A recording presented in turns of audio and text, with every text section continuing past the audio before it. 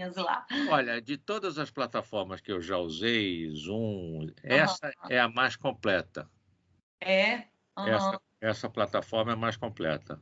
Esses recursos todos de vídeo, de você botar a sua tela Uhum. do computador para todo mundo, ela é muito dinâmica. É Primeira uma vez que eu tô bem, usando bem interessante, bem interessante. demais. Então, gente, ó, já estamos aqui abertos.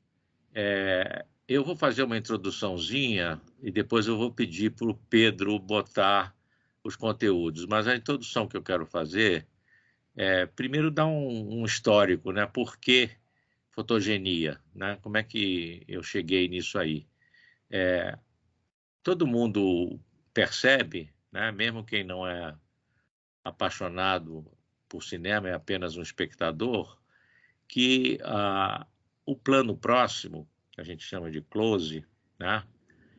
Ele é um clímax da narrativa cinematográfica, né? Quando você esquece, elimina o entorno, né, o espaço em torno do ator e fica só com o rosto dele, alguma coisa de importante está acontecendo no filme, né? É um momento, inclusive talvez o grande pecado da televisão seja não perceber isso e usar o close de uma forma indiscriminada, né? Então fica uma história de Pedro e o Lobo, né? Quando eles usam o close, ninguém mais presta muita atenção, porque já teve tanto close, né?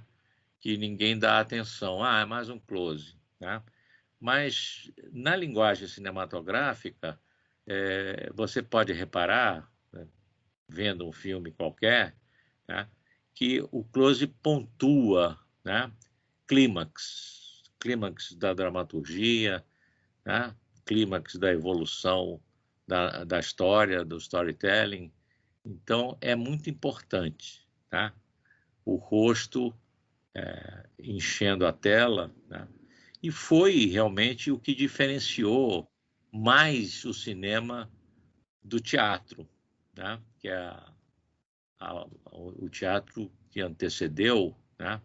O cinema tinha muitas coisas no início herdadas do teatro, a própria distância da câmera, o tamanho do plano, né? O plano era um palco. Você vê aqueles filmes do Georges Méliès, né? Era um palco, era uma quarta fila, aquela câmera ali, a figura inteira, dos pés à cabeça, né? Diz a lenda que quando o Edwin Porter, no Grande Assalto do Trem, fez um close, que é considerado o primeiro close da história do cinema, as pessoas na sala de exibição gritavam: cadê as pernas? As pernas! Né? Porque pareceu não natural, né? Essa ideia de você selecionar trechos da realidade do corpo humano, né? Oi, alguém me Isolar. ouve? Eu não estou conseguindo escutar. Não, olha, você está sendo ouvido, eu estou ouvindo você. Você não está nos ouvindo, é isso? Bom, se ele responder, porque está ouvindo.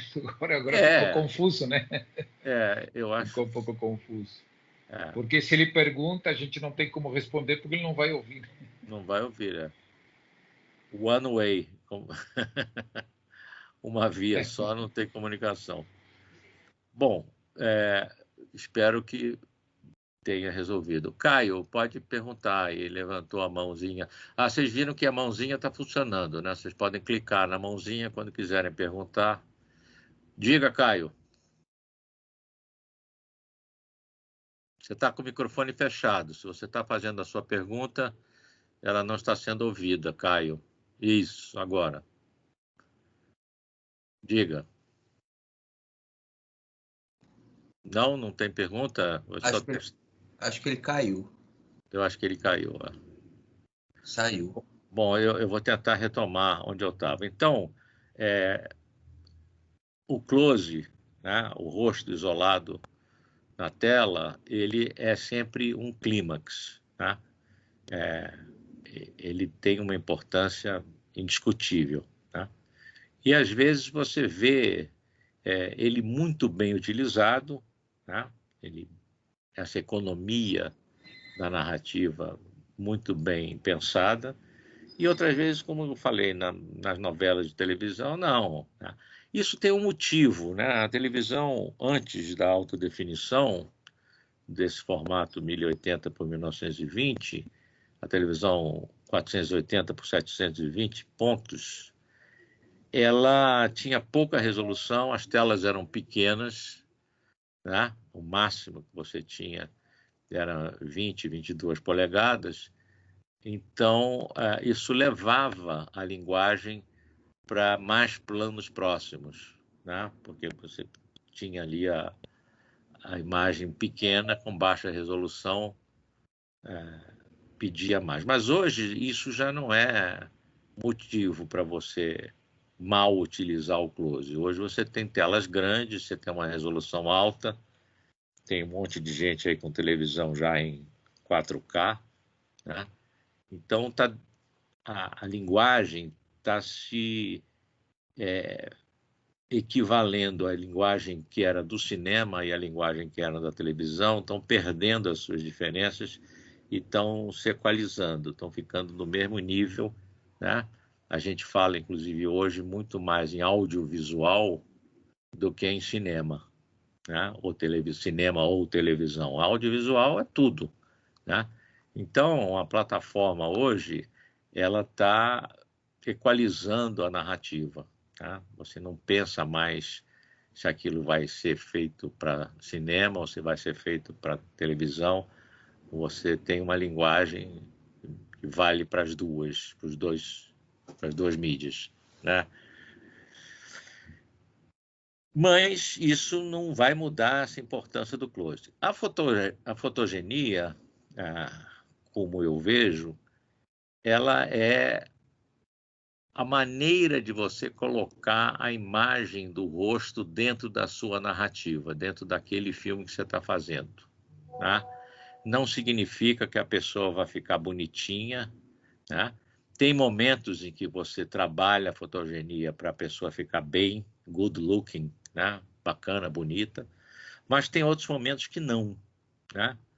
Quando você vê filmes de grandes cineastas como Fellini, Bergman é o rei do close, né?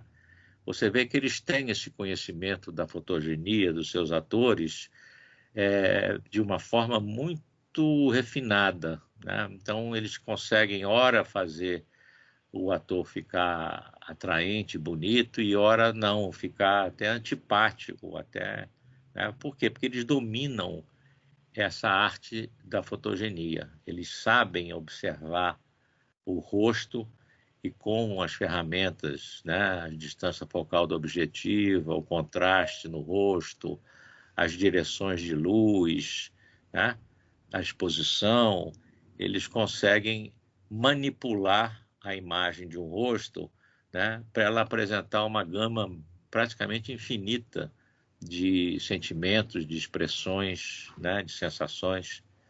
Então é muito importante você conhecer esses critérios que já foram estabelecidos, essa cultura da fotogenia, né? Existe uma cultura, da mesma forma que antes, na época onde existia a pintura, né, antes da fotografia, existia uma palavra em italiano que era pintoresco, né?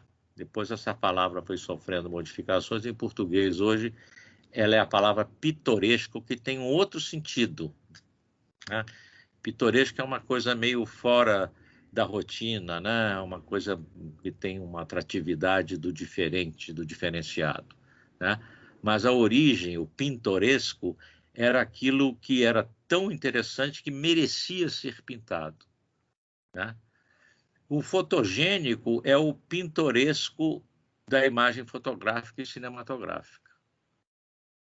É o correspondente, né? Então você diz não que é pintoresco, mas que é fotogênico, né? Fulano é fotogênica, né? E a gente vê que existe praticamente um mito da fotogenia, né? Tem muita gente que diz, eu não gosto muito eu acho que eu não fotografo bem, né? Eu não saio bem em fotografia. Quantas vezes a gente já não ouviu isso, né? Então, Às vezes é só paranoia, às vezes é só a cabeça da pessoa, né, que não consegue se ver, né? Aí já entra no domínio da psiquiatria, eu não vou aprofundar, né?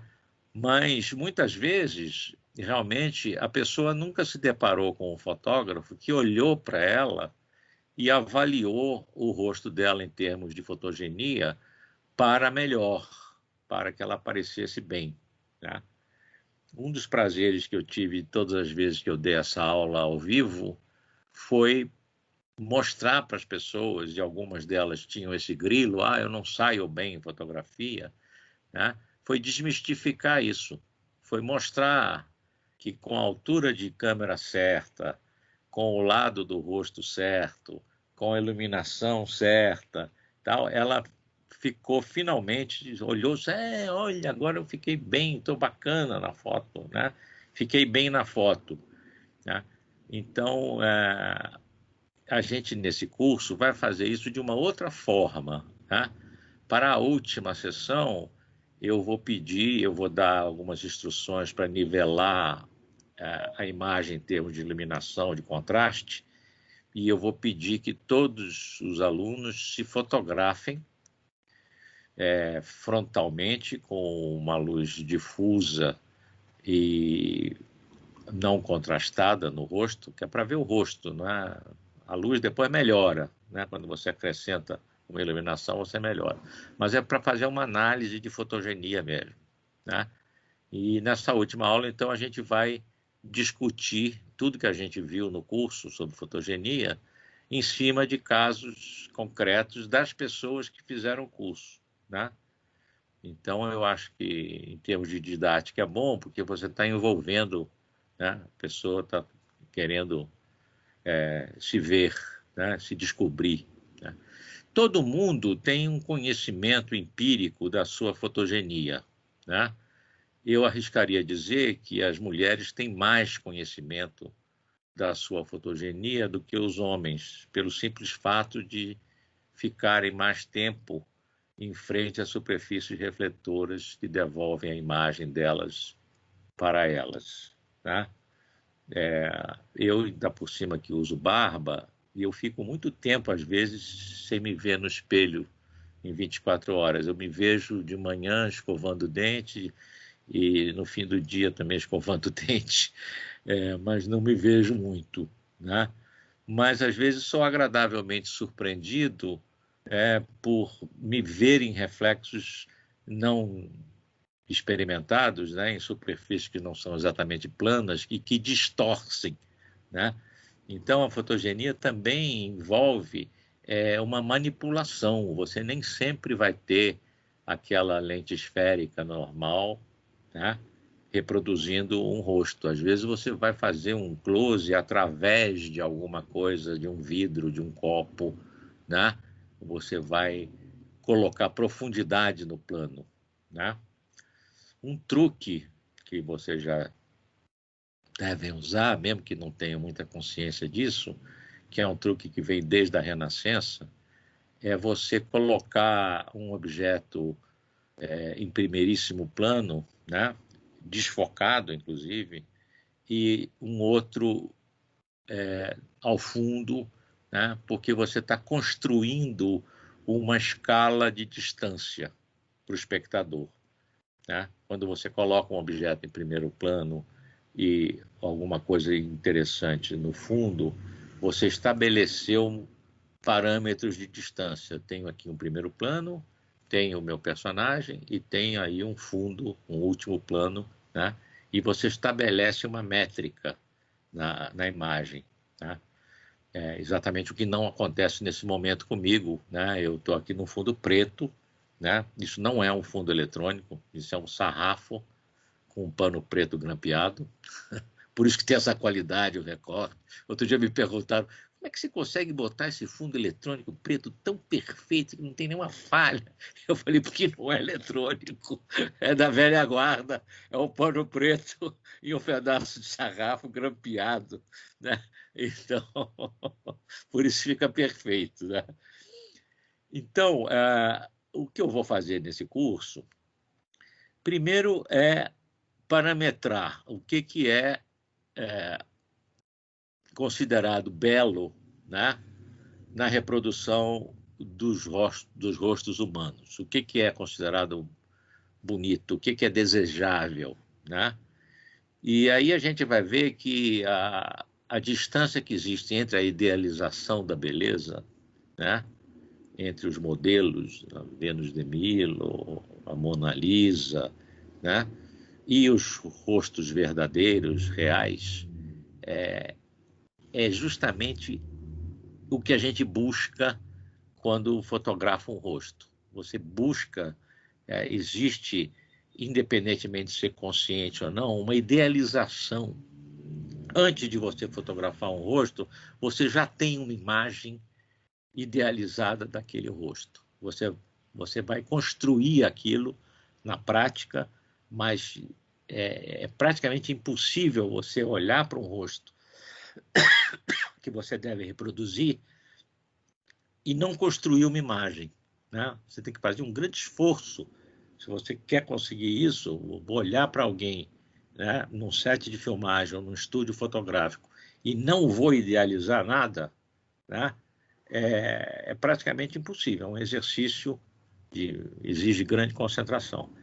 Mas como a gente está no set para filmar, o ideal é que você seja o mais analítico, o mais observador possível, né, para descobrir as características daquele rosto, né? Não existem, mesmo gêmeos não são idênticos totalmente, né? Hoje você tem uma tecnologia de reconhecimento facial muito avançada, né, para o bem e para o mal, né? Alguns governos aí usam isso para pescar qualquer um na multidão, né?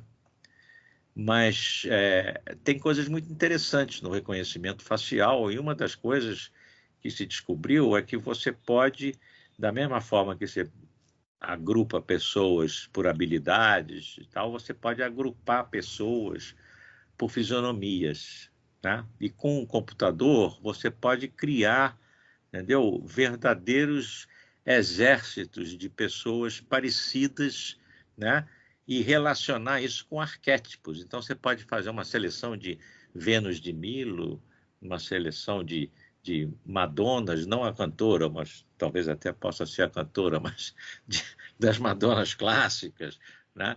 Então é muito interessante você ter essa condição hoje de poder analisar as fisionomias, a fotogenia da pessoa, com essas ferramentas tão poderosas, né, baseadas em algoritmos que te dão uma análise matemática, né, métrica da métrica do rosto humano. Pedro, coloca o programa aí, né? Eu acho que não vai chegar mais ninguém, né? Nós já temos meia hora aqui de sessão, para eu poder falar um pouco sobre todos os itens, apresentar. Vou botar. O Pedro vai colocar na tela os conteúdos que vão ser tratados aí. Olha, pode interromper a qualquer momento, é só levantar a mãozinha ali, tá? Quem quiser fazer uma pergunta, não está fechado. Eu posso interromper, tem aqui, eu estou me guiando aqui tá aqui, ó, pelo programa, né? São 6 sessões de 2 horas, tá? Eu acho suficiente, mas como eu nunca dei isso como um curso, sempre dei isso como uma aula, vocês, sob certo aspecto, vão ser cobaias dessa experiência que transformou uma aula num curso, tá? Mas eu acho que é suficiente, dá para a gente, inclusive, dialogar, perguntar, tá? Então, a primeira coisa, eu já estava falando a respeito, né, é essa evolução, né, do pintoresco para o fotogênico, né, que nós vamos ver aqui é mais ou menos um desenvolvimento do suporte, né? É o suporte que muda né? Quando muda o suporte, muda muita coisa, mas não muda a intenção. A intenção de fotografar um rosto existia na época, né? Desde as cavernas, que você tem imagens de pessoas, né? De rostos, e essa preocupação em reproduzir, na pintura já tinha chegado a um auge, né? Você vê uma moça do Brinco de Pérola, né? Aquilo ali já é um pintoresco avançado, né? Você vê que ela não tem uma frontalidade, ela não está voltada diretamente para a câmera, né? Ela está olhando para o alto e para trás, né? Como se estivesse chamando, né? Alguém tivesse chamado, ela está atendendo. Então já existia na pintura uma sofisticação muito grande em relação à reprodução do rosto, né? Mesmo quando você vê retratos posados de autoridades, reis, papas, príncipes, né? Sempre tem a personalidade do retratado, ela está lá integral, tá, né, inteira, às vezes até mais quando você tem uma foto, né, e uma pintura da mesma pessoa, um retrato pintado e uma fotografia, você pode ver isso, né? Algumas vezes a pintura é mais a pessoa do que a fotografia, dependendo de quem é o pintor e quem é o fotógrafo. Você tem esse fenômeno de ter mais, não é verossimilhança, no quesito verossimilhança, a fotografia é imbatível, né? A foto sempre será uma reprodução mais exata das feições do rosto, mas trata-se de reproduzir não só as feições, mas a expressão. E às vezes o pintor consegue capturar num momento uma expressão, guardar aquela expressão na memória e construir no quadro aquilo ali, né? Mas existe uma equivalência entre o que se entendia como pintoresco, né, o que merecia ser pintado, e o fotogênico, que é o que merece um registro fotográfico, cinematográfico, né? O santo graal buscado e raras vezes atingido, e quando atingido decepciona na reprodução do rosto, é a simetria, né? Por que eu digo que é o santo graal? Porque, de alguma forma, você está sempre buscando aproximar de uma simetria. A simetria é o equilíbrio, né? Nós humanos, e a maioria dos animais também o são, porque são simétricos, nós somos simétricos. Se você passar um eixo vertical aqui, o nosso lado esquerdo e o nosso lado direito vão ser diferentes nos detalhes, mas fundamentalmente é o mesmo, né? Quando aparece uma pessoa sem essa simetria evidente, né? Eu sempre me lembro daquele Cerveró, né? Que tinha um olho lá embaixo e tal. Ele quebrava tanto essa regra da simetria que ele chamava muita atenção, tá? Mas, via de regra, a simetria básica existe, né? Se você passa o eixo pela metade do rosto de alguém, os dois lados são muito parecidos, mas não são iguais. E quando são iguais, você pode fazer você mesmo em casa essa experiência, né? Faz uma selfie, corta meia selfie, dá uma espelhada, né? Pega um programa assim, o próprio Paint que vem com o Windows, né? Você pode fazer isso, espelhar a imagem, né? E aí você cola a mesma metade do rosto, né?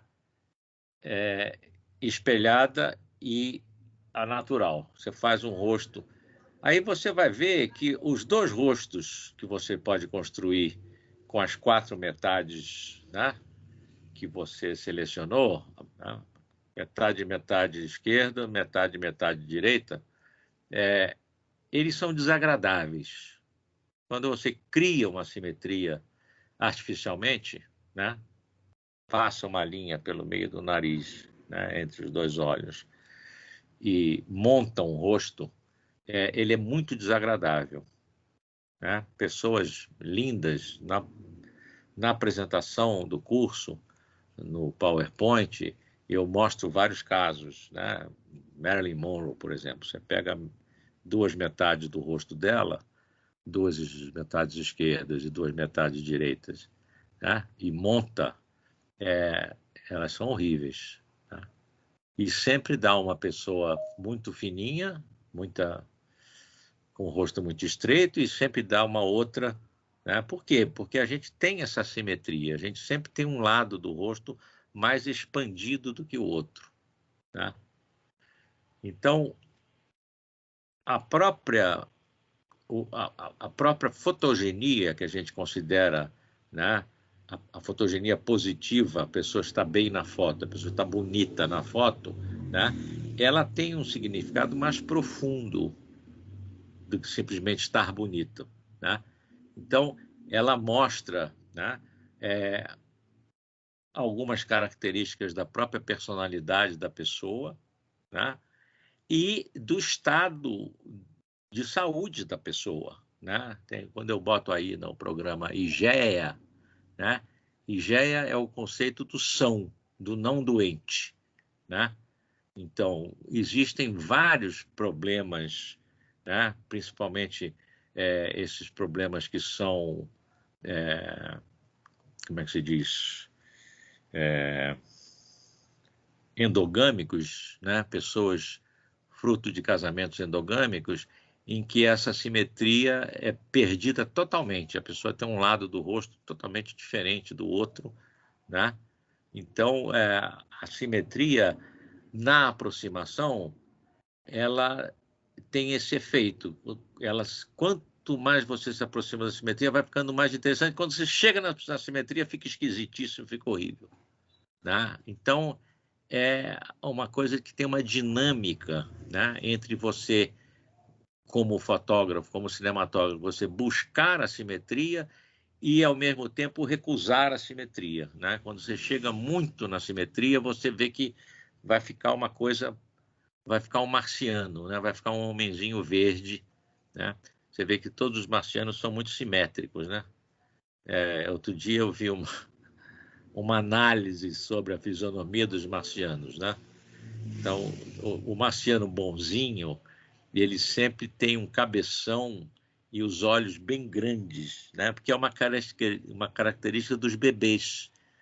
Os bebês também têm a cabeça muito grande em relação ao corpo e os olhos, né? Os olhos humanos não crescem durante a vida. Você nasce com tamanho de olho e vai ficar com ele até o fim da vida. O olho não cresce, tá? Então, desculpe quem tem olho pequeno, né? Eu tenho olho pequeno. Não vai acontecer nada. Não tem exercício, não tem nenhuma vitamina para o olho, né? O olho não cresce. Ele vem daquele tamanho e você vai ficar com ele a vida inteira, né? Então, a última coisa que eu abordo nesse primeiro módulo é a simetria como um indicador de saúde, de IGEA, né? Você é usado, inclusive, né? Você tem uma análise facial que mostra, né, isso aí. Depois eu vou tratar de uma forma mais abstrata, né, de simetria e proporcionalidade, né? Simetria e proporcionalidade andam realmente juntos, né? Você tem aí, eu vou mostrar isso bem claramente, que algumas constantes matemáticas existentes na natureza, né, como o número π, né, presente no círculo, né, o número de ouro, né, a relação de ouro, 1 para 1,618, né, esses números todos estão presentes também nos rostos humanos, certo? Sempre como aproximações, tá? Vocês viram aí, o Pedro, mostra um pouquinho o topo da página onde tem aquela Mona Lisa com uma espiral aí, ó, né? Eu peguei aí uma Mona Lisa com uma espiral de ouro né? A espiral de ouro é uma espiral construída a partir do retângulo áureo, que tem essa proporção, o lado menor é 1 e o lado maior é 1,618. Não é um número exato, assim, com 3 casas decimais, não. É um número irracional. Ele não tem fim. É 1,618, vai se perdendo aí, né? Como o pi, a mesma coisa. Tá? Pode voltar lá, Pedro, obrigado. Então, eu vou falar de simetria e proporcionalidade e mostrar que algumas dessas constantes matemáticas que estão presentes na natureza, né? Como π, a relação áurea, as raízes quadradas, né? A raiz de 2, que é a diagonal do quadrado do lado 1, raiz de 3, raiz de 5, né? Todas elas estão presentes de alguma forma no rosto humano, tá? E que isso aí criou uma observação interessante, mas criou também umas fórmulas, uns maneirismos, né? Então, eu vou mostrar para vocês, existe aí toda o decágono de ouro, né? Então, tem uns malucos, tem um cirurgião plástico famoso americano, que é o cirurgião de muitos astros de Hollywood, estrelas de Hollywood, que ele se baseia nas modificações que ele faz na fisionomia das pessoas, dessas estrelas, ele se baseia num decágono áureo, tá? Onde a proporção áurea está presente em todos os segmentos do decágono, ele decompõe o rosto da pessoa. Então, aí começa a ficar maluquice, né? Começa a ficar loucura. Não tem essa fórmula, né? Você vai ver que existem aproximações entre a geometria presente na natureza, esses números todos que estão de alguma forma presentes, né? Os próprios fractais, né, do Mandelbrot também estão presentes no rosto, nas fisionomias, mas são sempre aproximações, tá? A regra geral é uma simetria tendendo à simetria. A gente vai trabalhar sempre nesse curso com essa ideia do limite da simetria, né?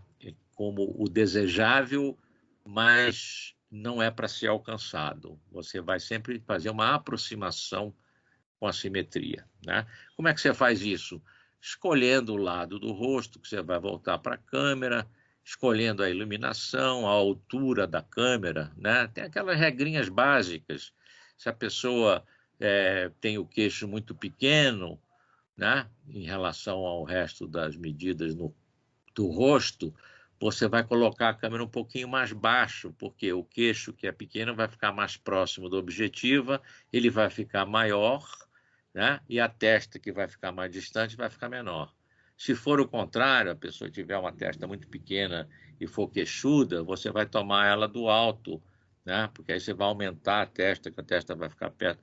E essas coisas básicas que a gente tem, né? Todo mundo se olhou no espelho algum dia, né?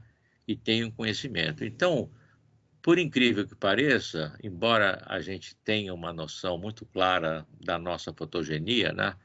Como é que eu fico melhor na foto, muita gente não tem uma perspectiva analítica disso, né? Então, às vezes que eu dei essa aula prática, tem sempre uma surpresa. A pessoa fala, mas como é que eu nunca vi isso? Né? Porque, primeiro, a gente é muito condicionado, a gente está sempre correndo atrás de cânones de beleza que nos são impostos, né, pela mídia, pela época que a gente vive, né? Então, a gente não tem muito amor próprio, né, com relação à nossa fisionomia, às nossas feições. A gente está sempre buscando, né, é um elogio comum você comparar uma pessoa, né, com alguém conhecido que é tido como belo. Ah, você parece muito a Sophia Loren, né? Desculpe, os meus exemplos não são para novas gerações. Para quem não conhece, a Sophia Loren era uma atriz italiana belíssima, né? Mas alguém do momento não me ocorre ninguém agora. Então, a assimetria é a regra geral, mas a gente está sempre buscando, de alguma forma, uma aproximação do simétrico, tá? Porque é mais agradável. Tá? Depois eu vou tratar dos arquétipos fisionômicos. Tá? Existem arquétipos fisionômicos, a gente está acostumado com isso, né? No cinema, é muito comum, né? Tem aquele cara que só faz bandidão, tem aquele cara que só faz o bonzinho, né? Por quê? Porque eles são arquetípicos, né? Esse cara que eu falei que é queixudo, né? E tem a testa pequena, né? Ele não pode fazer um bonzinho, né? Ele não vai. O cara queixudo, né? Um maxilar grande, né? Tem uma mordida muito forte e tal. Ele não é o bonzinho da história nunca, né? Embora, se o diretor for muito bom, pode criar uma ambiguidade aí entre a aparência do ator e o personagem que ele está fazendo. Funciona muito bem, né? Quando é bem pensada a coisa, né? Por exemplo, o Anthony Hopkins aparentemente não seria a primeira opção para um psicopata como o Dr. Hannibal Lecter. E, no entanto, ele fez maravilhosamente bem, né? Ele chegou a ser galã. Eu vi os filmes iniciais dele, quando ele ainda morava no País de Gales, que ele era galã, o Anthony Hopkins, ele era bonitão e tal. Então, ele não seria a pessoa mais indicada para fazer um psicopata canibal. Mas, como ele era um grande ator, né, e a direção também era muito boa, ele ficou bem, né? Não prejudicou em nada ele não ser horrível, não ter o rosto assimétrico, deformado. Funcionou bem. Mas eu vou tratar disso, vou tratar desses arquétipos fisionômicos, né, que a gente está sempre lidando, né, e muitas vezes você está buscando esses arquétipos, você está tentando uma aproximação, né? E aí vem o assunto principal do curso, que é a questão dos lados do rosto e das estratégias para fazer essa compensação da assimetria natural, né? Que é a determinação da fotogenia. Então, em relação a um eixo vertical, em relação a um eixo horizontal também, que é a altura de câmera, né? A gente vai analisar, vai ver casos práticos, né?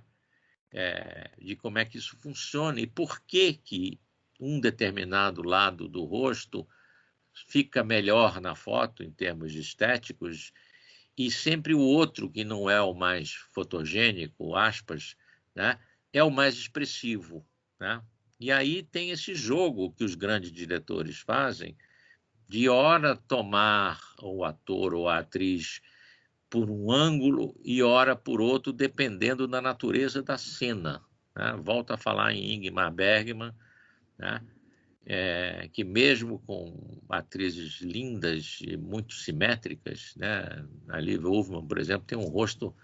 Outro dia eu assisti um filme dela, foi o primeiro filme que ela fez, ela devia ter uns 18 anos, um filme norueguês, ela é norueguesa, né?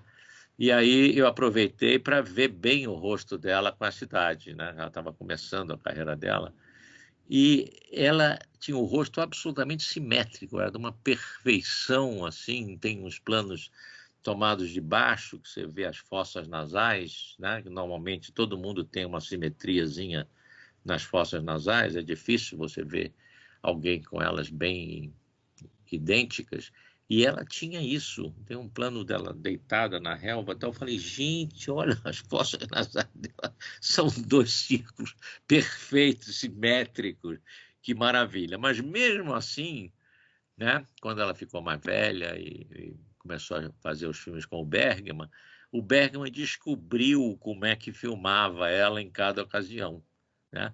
Porque não é só o lado, tem a luz, né? Tem a altura de câmera, tem a posição da cabeça e tal, e ele dominava isso aí. Então ele consegue no mesmo filme colocá-la num determinado momento muito bonita e em outros momentos arrogante ou antipática, né? porque a manipulação da fotogenia pelo cinema é isso, é para você dar plasticidade ao personagem, para ele poder assumir todas as características que aquela narrativa cinematográfica exige para contar aquela determinada história. Então, o conhecimento da fotogenia vai ajudar o diretor a contar a história, porque ele vai ter uma plasticidade no rosto do ator, né, que vai levar a impressões, sentimentos subjetivos no espectador diferentes. Ele vai criar uma paleta, uma gama de expressões, de figuras do rosto para contar aquela história. Aí eu vou relacionar a coisas práticas, a fotogenia, a ótica da câmera, né? Distância focal que você tem, profundidade de campo, né? Que tem a ver com a abertura do diafragma. E aí você vai ver os problemas que já existiram, né? Eu sempre cito um caso, houve uma época em que a tela grande veio para combater a televisão. Logo depois da guerra, as pessoas começaram a ficar em casa vendo televisão, né? Preguiça mesmo de sair. Tinha lá o aparelhinho, ficavam vendo, os filmes eram preto e branco, a maioria dos filmes, tinham poucos filmes coloridos no cinema, então era tudo preto e branco, então a pessoa ficava em casa lá vendo o Dick Cavett Show, em vez de sair para ir ao cinema. Aí o que Hollywood fez? Não, vamos botar uma tela grande que eles não consigam fazer na televisãozinha, tá? E aí houve uma corrida e a solução encontrada foi uma lente, um objetivo chamada anamórfica, que ela, na hora de filmar, ela comprime a imagem, fica uma espécie de um gioto, e na hora de projetar ela compensa essa compressão e a tela fica grande e os rostos ficam normais novamente na projeção, né? E aí um estúdio, né? Um único estúdio, que foi a Paramount, não conseguiu comprar nenhuma patente de lente anamórfica. A 20th Century Fox comprou o CinemaScope, o outro Dailyascope, e a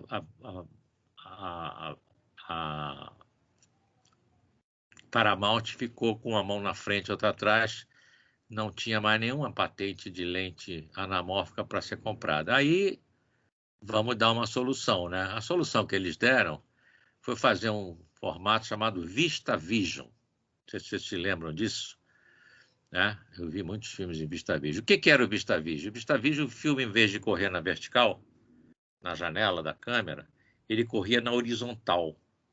Então, o fotograma, em vez de ter aproximadamente 18 por 24 milímetros, ele tinha o dobro, tinha 24 por 36. Era que nem um fotograma de máquina fotográfica 35 milímetros, né?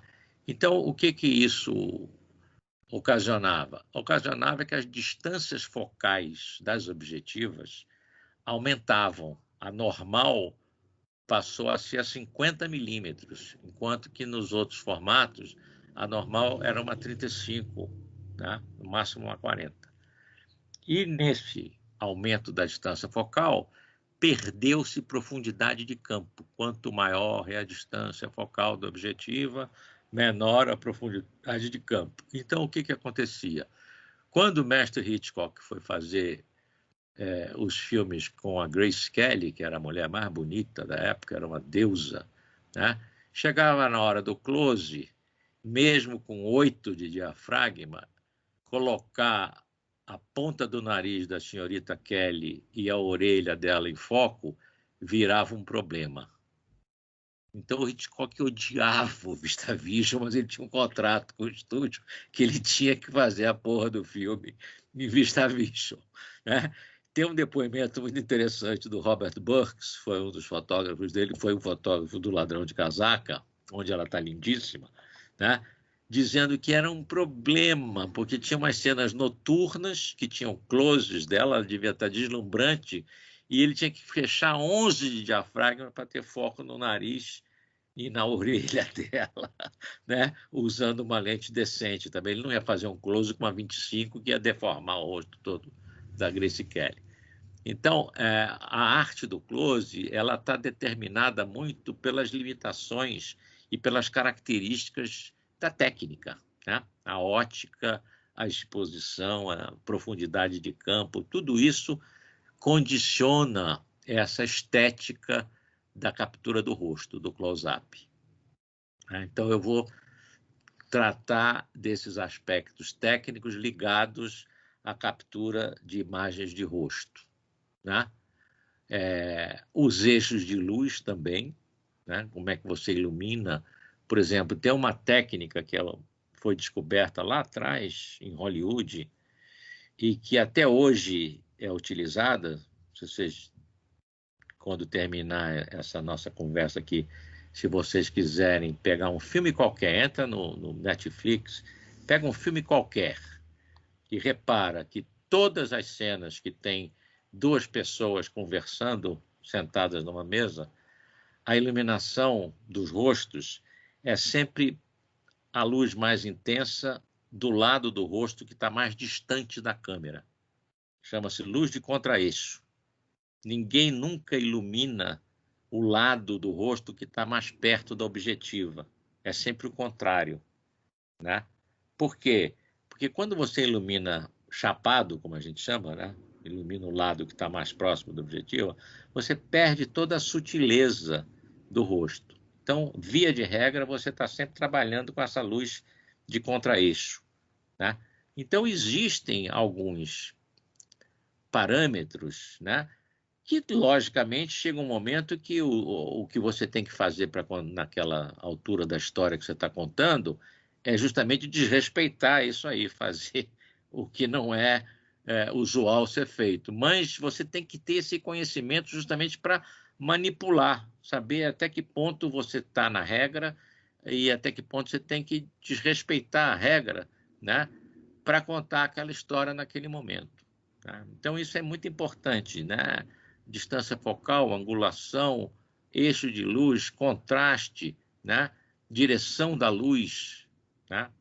Por exemplo, outro dia eu estava vendo um filme, a menina não era uma beldade, mas ela era bonita, né?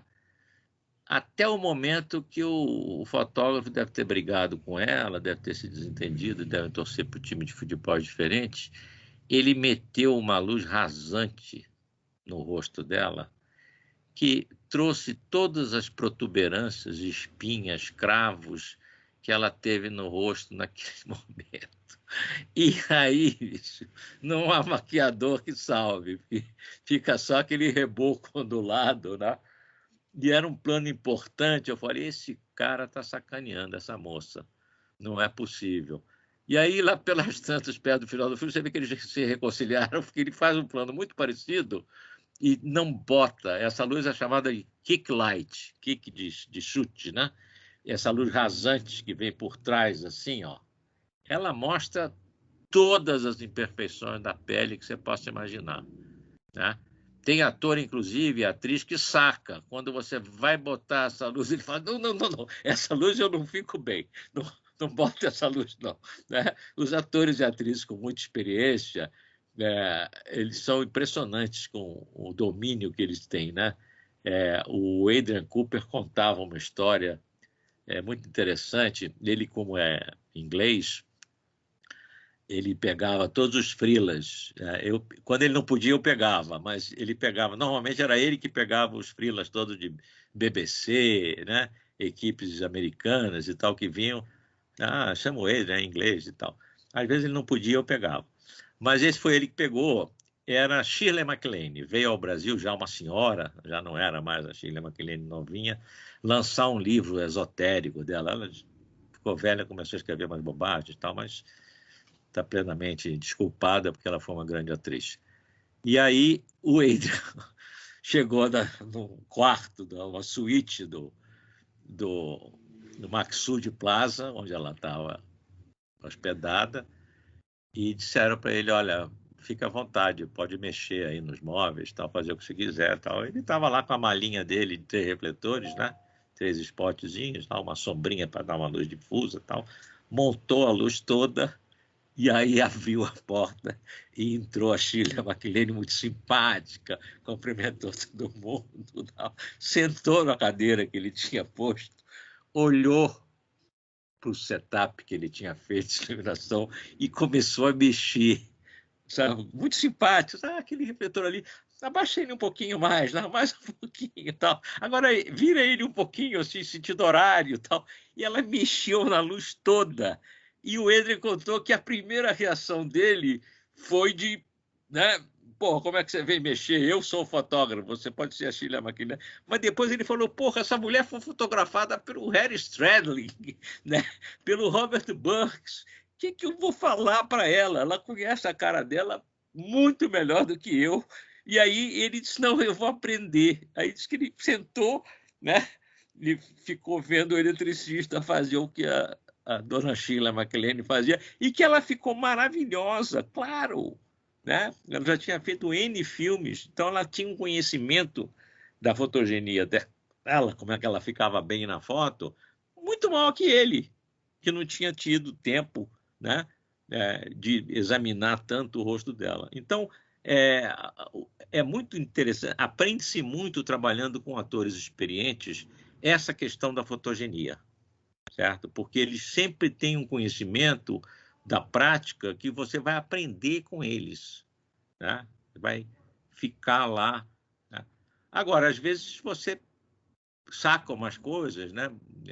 Eu não vou dizer o nome da atriz, porque é uma atriz nossa compatriota, e é uma pessoa muito conhecida, mas eu fiz muitos trabalhos comerciais com ela, muitos filmes comerciais, e aí um dia eu estou em casa, toco o telefone, é uma produtora, uma casa produtora que eu conhecia, já tinha trabalhado, pedindo se eu podia ir lá para iluminar um close dessa moça, né? Aí eu falei, mas como iluminar um close? Não tem um fotógrafo aí? Mas ele não está acertando, ele já fez 2 vezes esse plano, esse close e tal. E aí ela lembrou de você, disse que você fotografa ela muito bem, já fotografou ela muito bem, e ela queria que você viesse fazer o close dela. Eu falei, olha, é uma coisa complicada, tem uma questão ética aí, né? Não, a gente já conversou com ele que sabe quem você é e tal, então você pode vir aqui, né? Aí eu cheguei lá e a atriz em questão já não era uma mocinha, né? Já era uma senhora.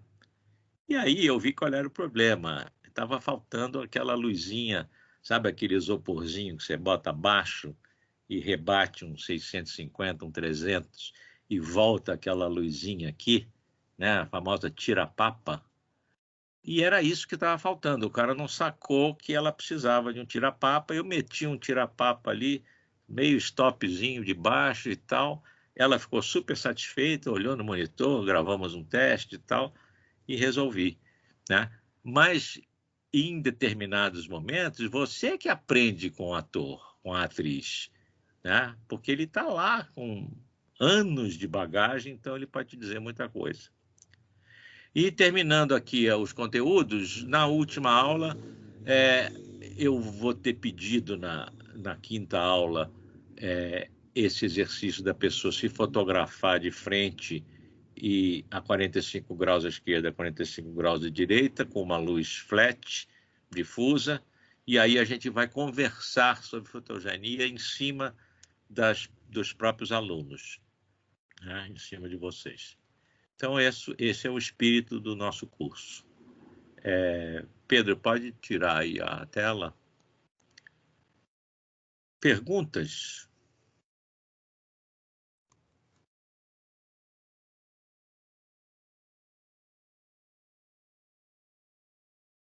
Perguntas? Doroteia, você já estava aqui, eu não vi a hora que você chegou, que eu estava com todo mundo pequenininho lá embaixo. Marcelo, que bom ver você de novo. Quer dizer, saber que você está aí, porque eu não estou vendo você. Aliás, fazendo um comentário extra, vocês já repararam que nessas reuniões virtuais, nessas lives, as pessoas se escondem muito. É tão comum isso. Às vezes eu estou dando aula, eu preciso pedir, ô fulano, deixa eu ver você só um pouquinho. Porque é o feedback, né? O desespero de você conversar com o interlocutor. Por isso que eu nunca gostei de telefone. Desde criança eu acho telefone uma sacanagem, porque você tem só um elemento, você tem a comunicação só pelo sonoro. Então você pode pegar um filho da puta que seja um grande ator, né? Você não está vendo a cara dele, ele vai te enrolar até o fim da vida ali, né? Então eu nunca gostei. Já a minha mãe ficava horas no telefone, né? Não se importava com isso. Mas eu tenho visto que hoje que você tem o recurso de poder ter a imagem das pessoas o tempo inteiro, né? Falar com, né? Estamos aqui, ó, em 9 pessoas, né? E só 7, né? Estão, não é uma crítica, não precisa ligar a câmera correndo, porque, né? Tanto que o Pedro é da equipe, a Adriana é da equipe. A Adriana era bom porque estava com aquela paisagem nevada, estava dando uma sensação térmica agradável a imagem dela, né? Aí, Adriana, mostra a sua neve, aí que delícia, né? Mas Oi, isso é Beto. um comentário para a dica. Beto, deixa eu falar um pouquinho. Fale. Foi um grande prazer estar aqui com você. Tenha certeza disso. Foi assim, incrível, elucidativa, entendeu? Sabe, me satisfez de muitas curiosidades, mas a vida continua e eu dou uma força, muita sorte para o teu curso, para o pessoal que vai continuar Muito contigo, obrigado, Júlio. entendeu? E daqui vai mais um abraço saudoso para você, que é do fundo do Igualmente, coração. um abraço apertado para você. Você é da velha guarda, os amigos da velha guarda. E vamos em frente. Eu tenho umas coisinhas bacanas novas para fazer logo agora, nos próximos. Tem umas então, coisas olha, em teatro e em cinema. Dê notícia, Assim, dê notícia. Bacaninha, sabe? Pá, vai ser bacana. Que ótimo ouvir isso, que ótimo ouvir isso. Abração, querido. Abração. Grande abraço, querido. Gente, estou aqui à disposição para perguntas. Doroteia aí, ó, Curitiba. Adoro trabalhar em Curitiba, sou fã. Fiz muito filme em Curitiba, longa-metragem, série. Todo mundo me conhece. Já dei aula até nesse lugar aí, nessa Unespar, eu já dei aula. Uma época eles me convidaram.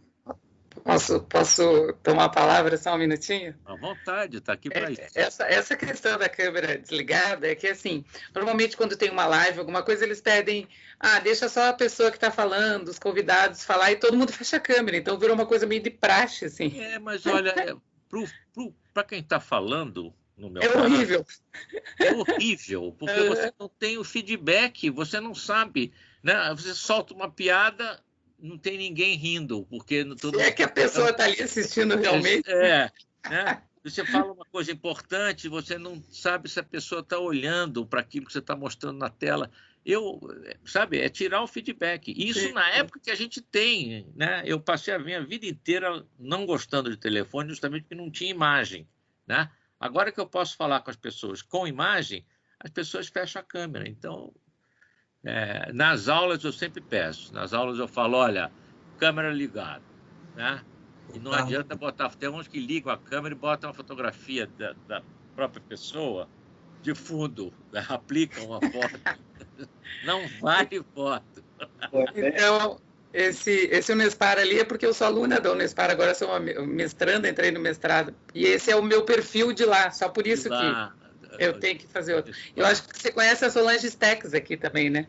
Em Curitiba. Conheço. Então, ela é minha amiga, a gente tem uma parceria com oficinas de cinema e tal. Ela que falou de ti para mim outro dia. A Solange era diretora da Cinemateca. Sim, por muito tempo. Durante uma época grande, eu tive o prazer de falar lá algumas vezes, de fazer uma mas adorei a fala que isso Não, esse curso é interessante. Esse curso é interessante porque eu ainda estou aprendendo também. Então, eu tenho um gás nesse curso muito grande porque eu ainda estou estudando o assunto. Então, pode ser que entre aqui o começo do curso eu faça uma descubra alguma coisa mais interessante ainda, né? Então, quando o próprio, quem vai falar, está estudando, é sempre bom, né? Tem um dos meus ídolos intelectuais, já falecido, é um grande físico americano, era o Einstein da época dele, dos anos 60, chamado Richard Feynman, o pai aí da mecânica quântica. Ele falava uma coisa muito interessante. Ele falou: toda vez que eu quero aprender alguma coisa, eu programo um curso, aviso que eu vou dar um curso, porque aí eu sou obrigado, ele se sentia obrigado. Eu acho isso ótimo. Então, quando você quer aprender alguma coisa, a melhor coisa que você tem a fazer é avisa que você vai dar um curso. Você sabe isso e tal, mas até lá eu vou saber, eu vou me aplicar. Tem toda a preparação do curso e a troca com as pessoas, né? Às vezes alguém sempre... o feedback, as perguntas, né? Às vezes a pessoa faz uma pergunta que muda o rumo daquilo ali, né? Ela coloca porque são, né? Cada um detém um pedacinho do conhecimento, né? Cada um detém um pedacinho, é um jogo, você vai montando ali, vai armando.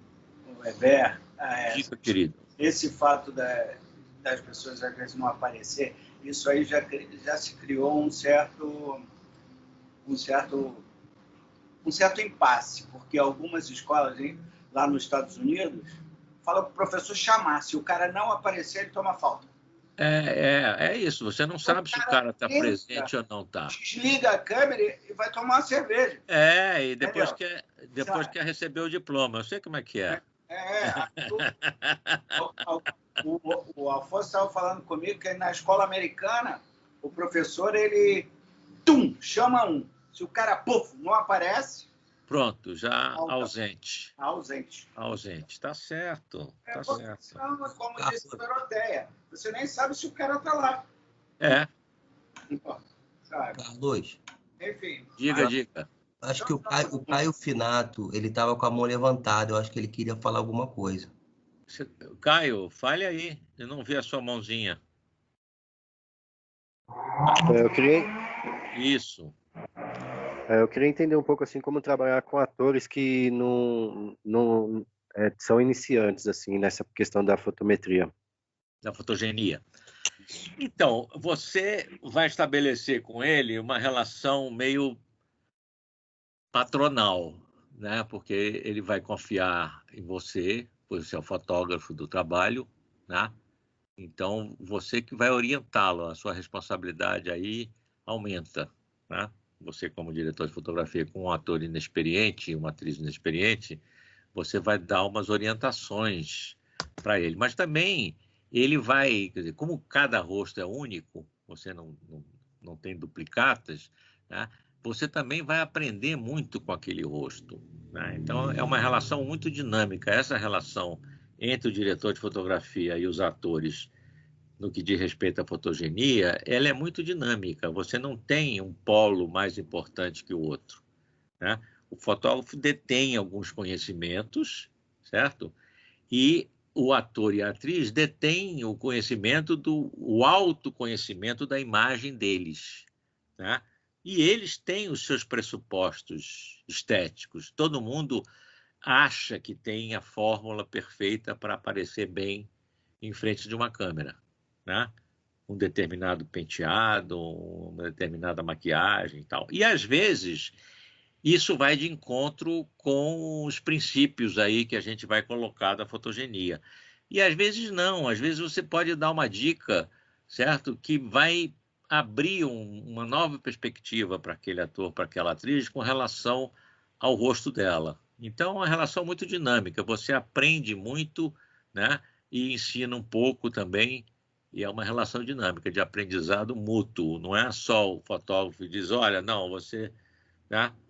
Aquela coisa, chama o maquiador porque está muito escuro aqui dentro do olho, vamos melhorar isso e tal, né? E nós dependemos muito, né, os diretores de fotografia, nessa questão do plano próximo, do close, muito dependemos dos maquiadores. Então, é outra relação muito importante, né?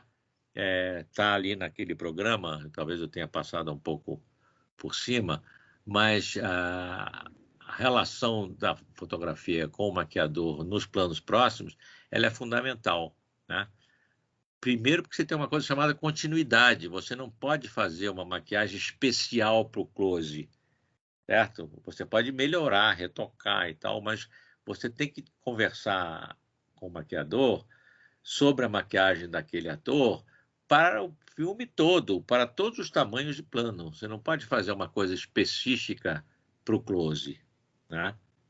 Então, essa troca de informação com o maquiador. Por isso que eu gosto muito de fazer teste de fotografia antes do filme começar. Quando é longa-metragem, você tem algum tempo, né? Chama os atores, né? Coloca já alguma coisa do figurino do filme, né?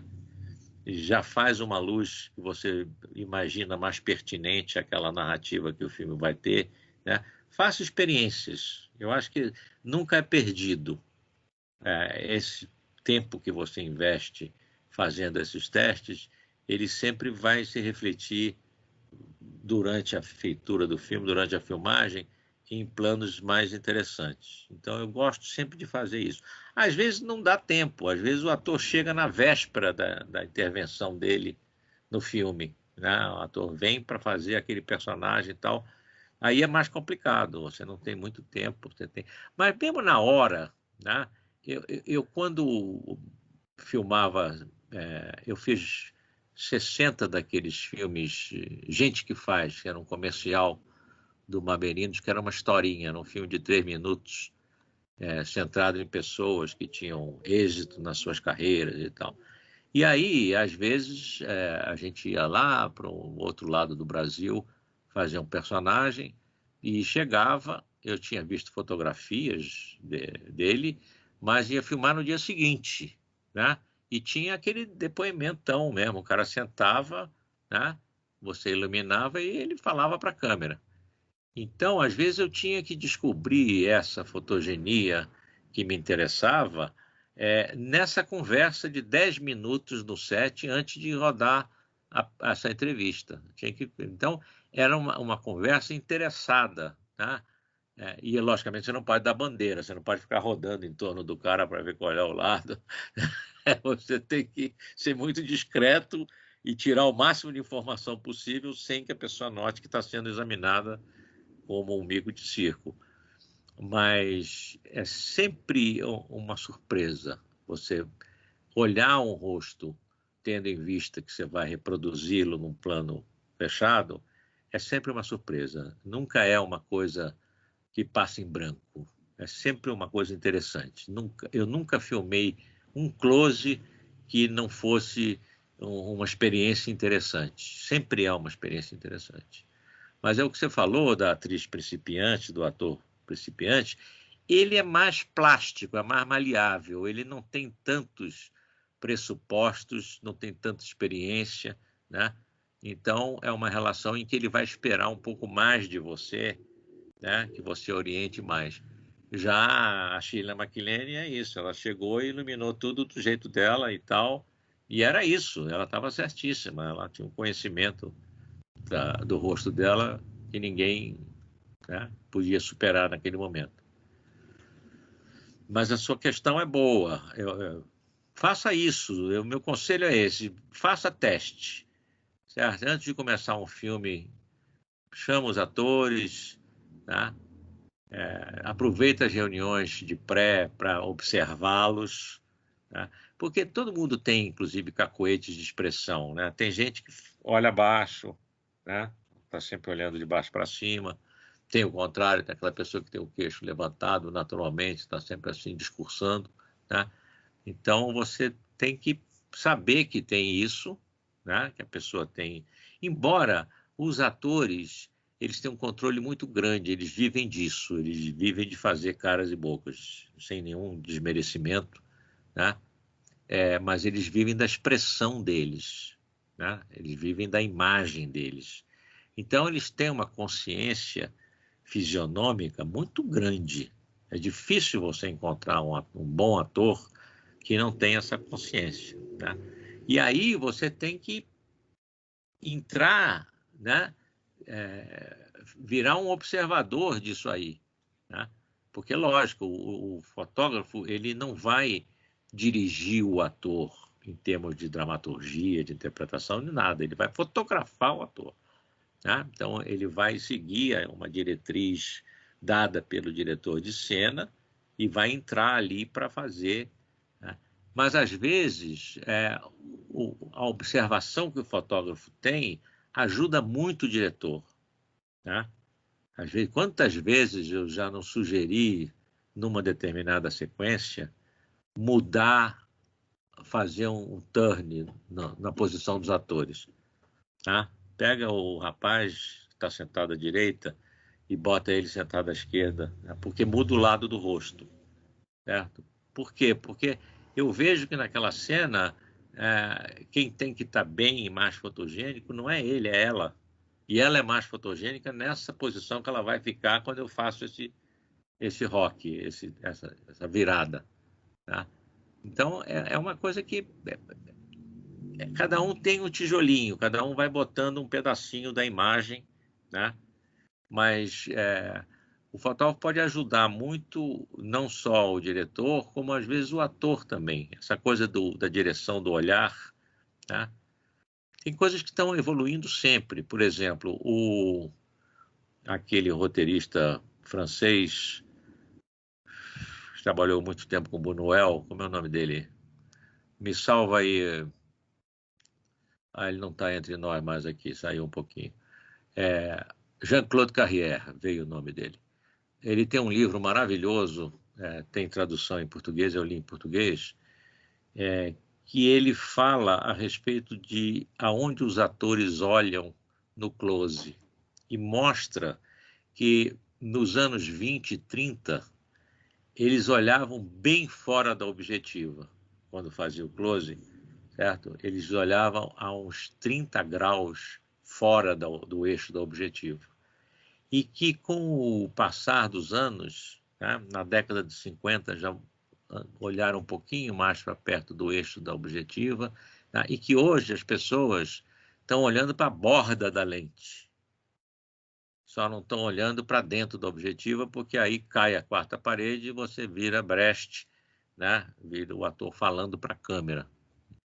Então aí vira a narrativa. Mas os atores hoje, em close, eles estão olhando realmente para a borda da objetiva e isso aumentou a presença do ator.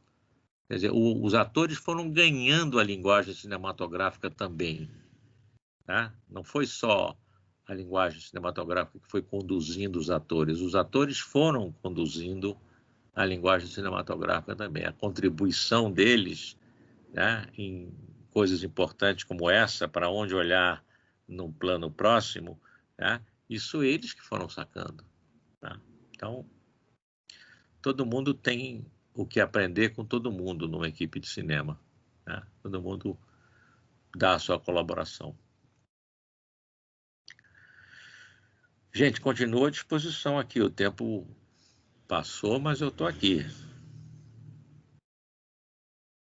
Mais alguma pergunta? Um detalhe? Boa noite, Carlos. Amanhã estarei com a câmera aberta. Hoje tenho a minha namorada está doente aqui do meu lado, estou cuidando dela. Melhoras para ela. Não, vice, Carlos, eu usei de um recurso da dramaticidade. No momento que eu dramatizei um pouco, as pessoas compreendem.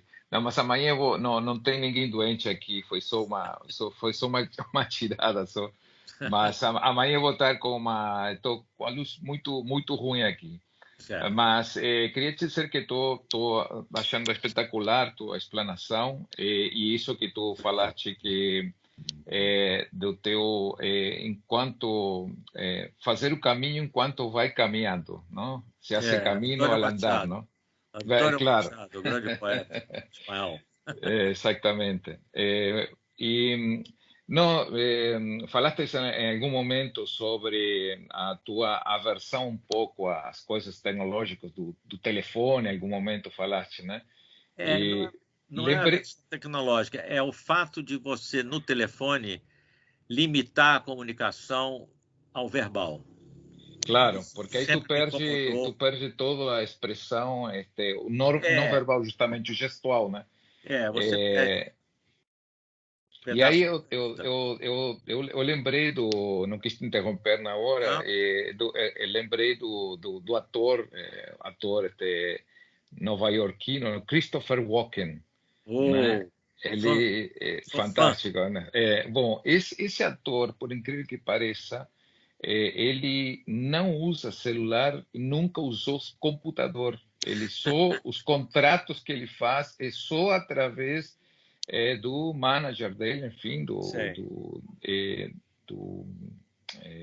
me fugiu agora a palavra, do agente dele, digamos assim, né?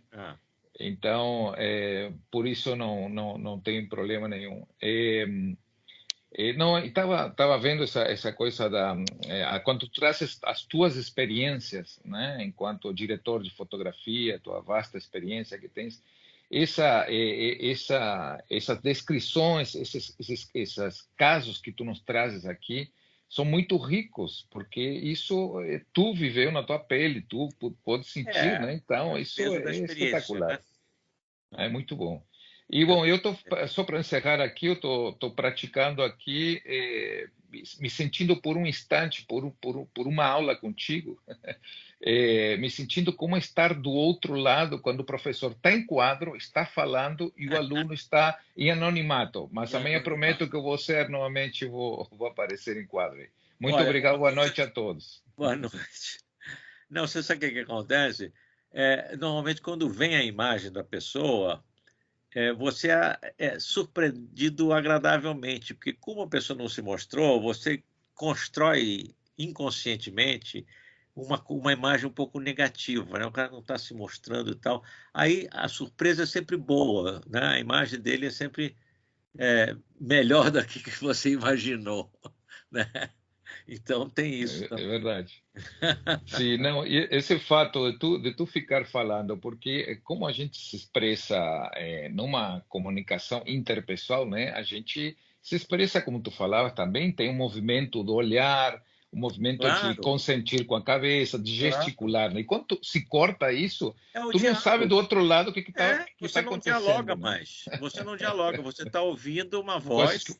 É um monólogo, né? Praticamente, né? Eu valorizo muito isso, poder ver a pessoa enquanto estou explicando alguma coisa, porque o próprio ritmo que você fala tem a ver com o feedback que você recebe da expressão da pessoa. Você tem um momento que você está falando muito rápido, tal, você vê que a pessoa flutuou ali, deu uma flutuada, tal. Aí você regula o seu timing de acordo com a reação da pessoa. Tá? Então é importantíssimo, eu acho fundamental. Tá?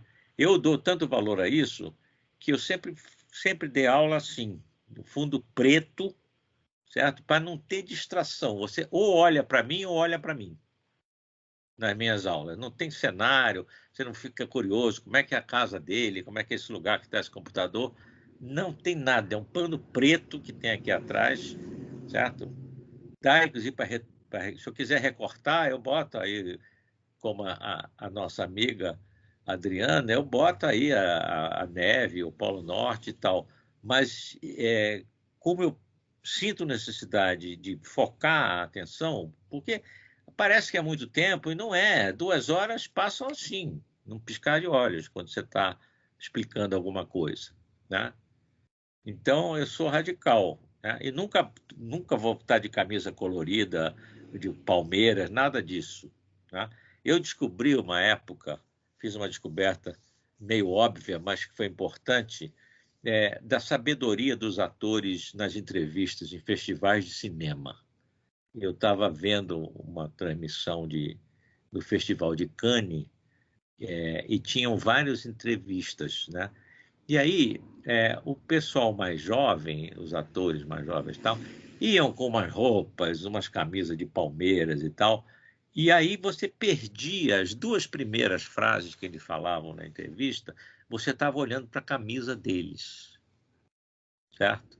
E os velha guarda, os Anthony Hopkins da vida, e principalmente o Sean Connery, né?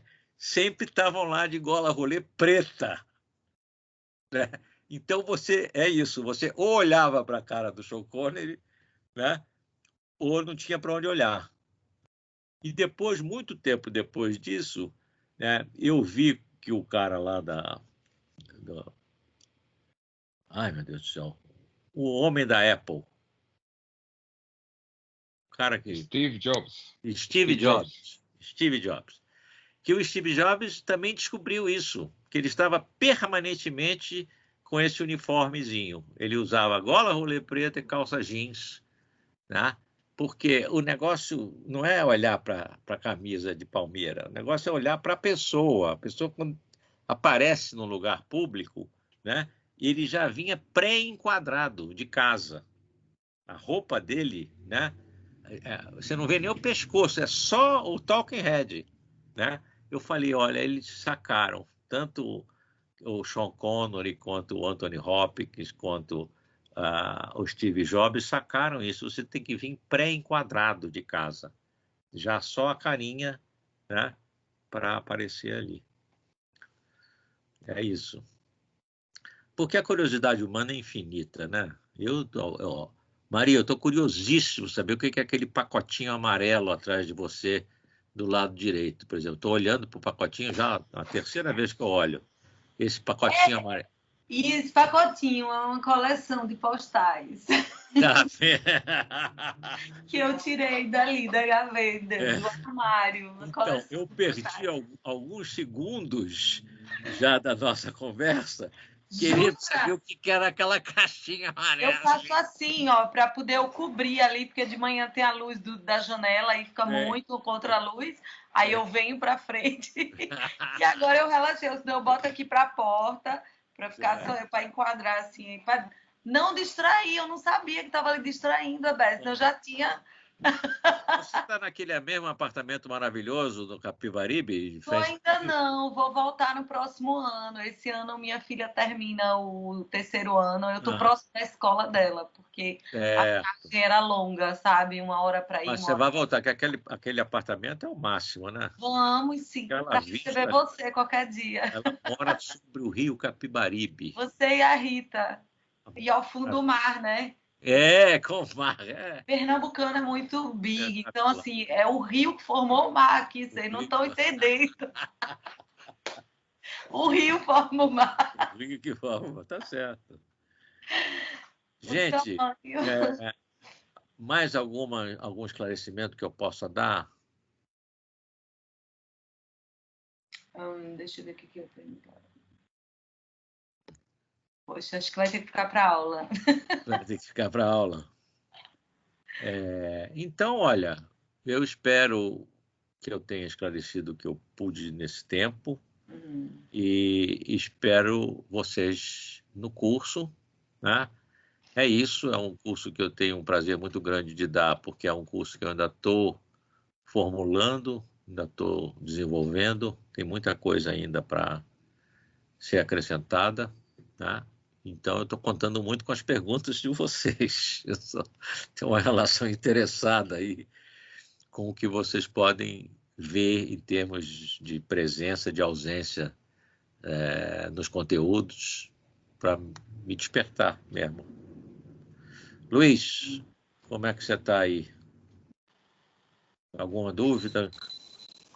Não, pelo contrário, eu fiquei muito interessado no curso, porque eu trabalho como iluminador de TV, né? E ao longo da experiência a gente acaba se deparando com tudo que você falou do rosto, né?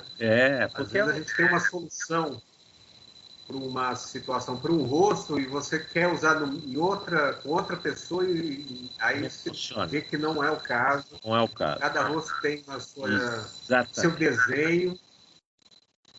O rosto e é engraçado que a gente fica como se diz, aprendendo isso, mas eu confesso que eu nunca vi uma matéria sobre isso. Então, nesse sentido, eu falei, olha, que maravilha esse curso.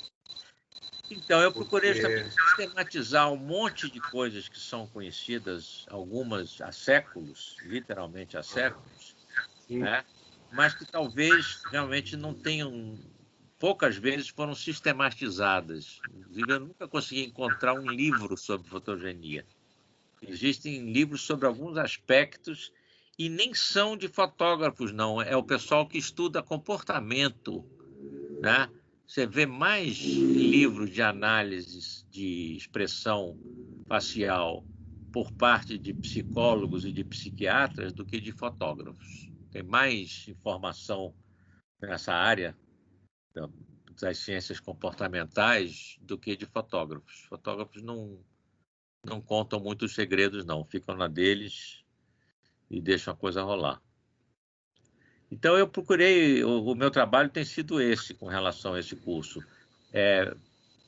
Levantar os conteúdos e, principalmente, estabelecer relações entre esses conteúdos, que algumas delas realmente eu nunca vi essas associações sendo feitas, né? Então, isso... E vai abrindo, né? É um novelo que você vai desenrolando e cada vez tem mais, e cada vez, né? Cada porta que você abre tem duas. Eu acho que tem uma relação muito com a história do retrato também, né? Na pintura. Tem, então. Tem um conhecimento acumulado aí ao longo de séculos na reprodução do rosto humano, que é muito interessante. Foi até bom você lembrar isso, eu vou colocar na apresentação, eu tenho Logo que começou a utilização de computação gráfica na internet, alguém fez um vídeo que são rostos famosos na arte. Você tem a Vênus de Botticelli, a Mona Lisa, a Garota com Brinco de Pérola, todos esses arquétipos da arte mundial se transformando um no outro. Já viram isso? São sempre na mesma proporção. O cara que fez a computação gráfica botou todos os rostos na mesma proporção da altura, né?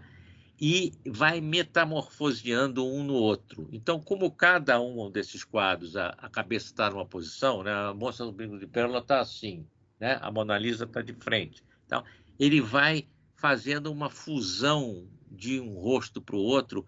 É maravilhoso. Ele vem em ordem cronológica dos artistas mais antigos, né? E aí vai começar, entra no cubismo, no Picasso, aquela coisa explode, né?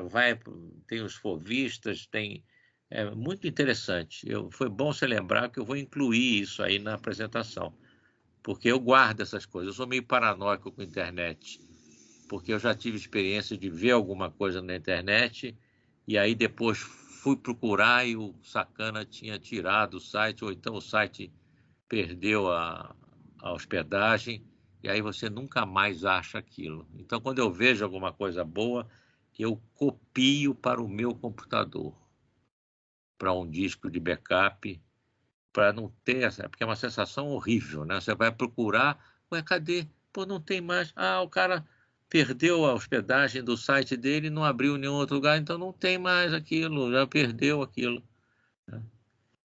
E às vezes vale a pena ser paranoico mesmo. Ai, ai. Mas foi ótimo você ter levantado isso, porque eu vou incluir essa animaçãozinha em algum momento. Porque você vê, inclusive, a evolução, né? Tem um livro muito interessante, que é a colaboração de um artista plástico com um físico. O artista plástico é bem conhecido, é o David Hockney, aquele artista inglês, pintor inglês. E o físico é um cara chamado Falco, alguma coisa Falco. E eles fizeram um estudo mostrando a mudança na história da pintura, da representação pela imagem, em função da utilização da câmara escura, né?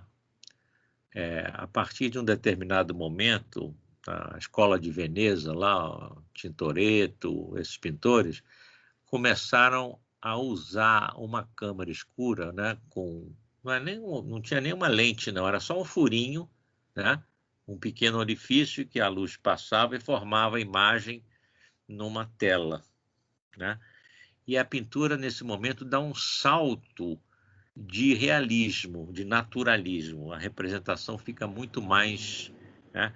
E eles descobriram isso justamente porque eles analisaram determinados aspectos da imagem que tem a ver com a perspectiva, principalmente, e as deformações da perspectiva, certo? Que só num estudo assim você pode notar esse rompimento na história da arte. Vai a representação até aquele momento, e naquele momento que eles começaram a ver, através de um dispositivo óptico, a realidade, eles mudaram a representação da realidade. Então é muito interessante. Esse livro não tem tradução em português, mas Hockney e Falco, os dois autores, vocês vão achar. É muito interessante, porque a própria ideia de juntar um físico, né, um cara que conhecia ótica geométrica e ótica física, com um artista como o David Hockney, já é fantástico, né? E o resultado do livro é muito interessante. Esse momento o casamento da ciência com a arte, né? Que é sempre um casamento que dá filhos maravilhosos, né? Toda vez que a ciência junta com a arte, olha, é imbatível, né? Eu sempre digo que em cinematografia, os grandes avanços na linguagem cinematográfica são todos filhos de tecnologias novas de captação de imagem e som. Todos. O neorrealismo foi isso, a Nouvelle Vague foi isso, o cinema novo foi isso, né? Se o cinema novo, por exemplo, tivesse tido dinheiro para usar equipamentos mais pesados, ele teria colocado a câmera no tripé e não seria o cinema novo. A câmera na mão não era, no início, não era uma coisa de linguagem, era uma câmera que o cara não tinha dinheiro para ter traveling, para ter grua, para movimentar a câmera. Então, eu vou botar a câmera na mão, porque não tenho como mexer a câmera. Né? Vou segurar a câmera lá, a reflex tinha aquele motorzinho embaixo, né? Você segurava aqui, vou fazer com a câmera na mão. E aí virou linguagem. Né? Então, grande parte da linguagem cinematográfica está ligada a esses avanços, essas mudanças, e às vezes até na ausência, né? Na carência de recursos. Né? Está ligada à existência e à carência de recursos, que formam a linguagem. Né? Então, às vezes, menos é mais. Tá? Se eles tivessem tido os travelings, então, nunca teriam feito. Deus e o Diabo seria uma chatice. A pessoa... O próprio Steadicam, né? Eu estava vendo um filme ontem, um filme muito bom. É um filme de 9 histórias, são 9 mulheres. As histórias, inclusive, não têm tanta ligação umas com as outras, são independentes umas das outras. Eu vi no MUBI, era o filme do dia de ontem, dirigido por um cara chamado Rodrigo alguma coisa. É um filme americano, um elenco maravilhoso e tal. E tinha alguns episódios que eram plano sequência, o episódio inteiro, com o Steadicam. Tá? E quando o Steadicam é bem usado, o filme termina, né? Eram 9 episódios, eram curtos. O filme termina e você fica em dúvida, teve corte? Tem edição aí? Certo? Porque o Steadicam bem usado, né? Essas passagens de ponto de vista, essa inversão de eixo, né? Quando é bem feita no Steadicam, é uma maravilha, né? Porque é a montagem dentro do plano. Né? Você está montando dentro do plano. Eu me lembro que isso me chamou a atenção lá atrás, quando não existia Steadicam, os filmes do François Truffaut, ele fazia planos sequências enormes, que depois eu fui ler que ele ficava, às vezes, 2 dias ensaiando um plano para rodar no 3º dia, né? Que era exatamente isso, era uma montagem dentro do plano sem corte, era montagem sem corte. Né? Então, era uma coisa da movimentação dos atores, com a movimentação da câmera, com o cenário, né? E era um verdadeiro balé. e você era tão bem feito que você ficava em dúvida. Essa dúvida que eu tive agora com o Steadicam, tem corte aí, teve corte ou não teve corte, né? Aí o filme acaba, você volta lá para ver, então, não teve corte não, foi plano sequência, né? Então, eu acho que o que vem sempre na técnica e é fixado na linguagem é o pertinente. A técnica que não tem essa pertinência, essa durabilidade, a técnica que não fica, por exemplo, o 3D nunca colou. Tá? Eu, uma época, fiquei me perguntando por que procurei livros, informações, por que o 3D não dá certo. E fui encontrar uma explicação na fisiologia da visão. A gente tem 2 indicadores na nossa visão de profundidade. Tem mais de 2, tem 10 indicadores de profundidade. Mas tem 2 que são muito importantes, que é a vergência dos eixos oculares, se eles estão... Quando você está olhando para perto, os eixos dos 2 olhos convergem. Quando você está olhando para longe, eles ficam até paralelos. Quando você está olhando para o infinito, os 2 eixos dos 2 olhos ficam paralelos, né? Então, isso é uma informação de profundidade, né, importante. E a outra é o tamanho da imagem na retina, que te diz a que distância a coisa está. Tá? Quando você assiste um filme 3D, esses 2 indicadores entram em contradição. Você tem a mesma vergência, certo? E o cara está mais perto, mas a sua vergência é para olhar a tela. Por isso que ela não muda. Então, você tem uma vergência única e um tamanho de imagem na retina que muda. E a vergência não muda. Em algumas pessoas, isso chega a gerar enjoo, vômito, né? Então, nunca vai dar certo porque ele está contrariando uma coisa da fisiologia humana ligada à visão. Ele está colocando em contradição 2 indicadores de profundidade que a gente usa o tempo inteiro inconscientemente, ninguém fica, né? A gente não tem consciência da vergência, ela ocorre automaticamente, né? Mas que está lá alguma região do cérebro diz, não, peraí, está confundindo, cara, está me mandando 2 informações contraditórias, para com isso, né? Então, tem determinadas coisas que não ficam, mas o que fica da técnica, certo? É incorporado pela linguagem e vira eterno. Inclusive, você vê alguns filmes, por exemplo, eu assisto de vez em quando o Grid do Trondheim, que eu acho um filme extraordinário, e eu sempre fico preocupado, por que esse filme não envelhece? O filme é de 30, comecinho dos anos 30, né? Ainda não tem fala sincronizada, ele tem som, ele é sonorizado, mas não tem diálogo sincronizado com a boca e tal, né?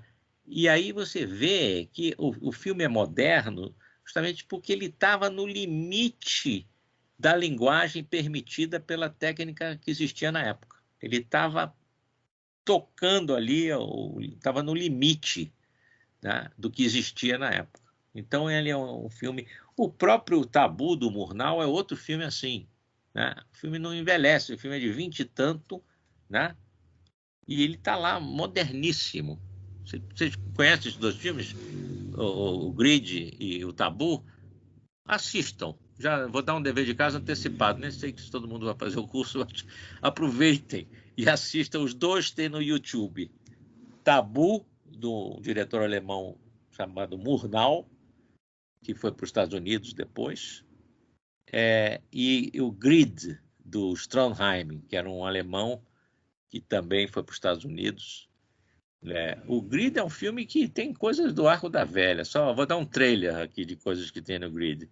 O Grid tinha uma cena na cidade, um cara que mora numa ilha e tal, ele... Não vou contar o filme, não vou fazer spoiler, mas ele chega uma hora que ele chega na cidade, aquela puta cidade moderna e tal, e o Trondheim foi filmar o negócio em estúdio.